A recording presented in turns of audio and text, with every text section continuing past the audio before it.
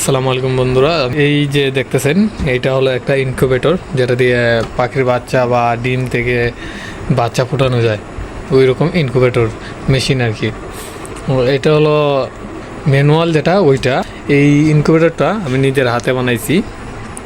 দেখেন এখানে লেগে রাখছি বাচ্চারা আছে, সেই জন্য ধরা বা কুলা নিষেধ, ঠিক আছে। কারণ এখানে বাসায় বাচ্চারা আছে তো, সেই জন্য কুইলা নেই, লাইটের আলো তো খেলাধুলা করে।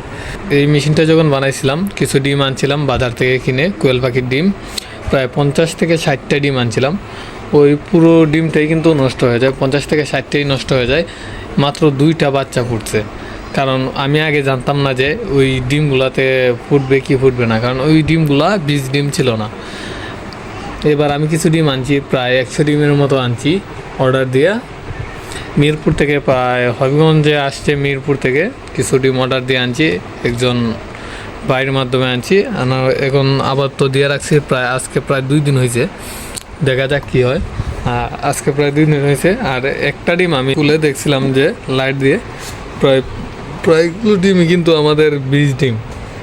যতগুলো ডিম দেখতেছেন সবগুলো কিন্তু বীজ ডিম। আর বীজ ডিম না হলে কিন্তু বাচ্চা ফুটবে না, ঠিক আছে। এই হচ্ছে আমার ইনকিউবেটর।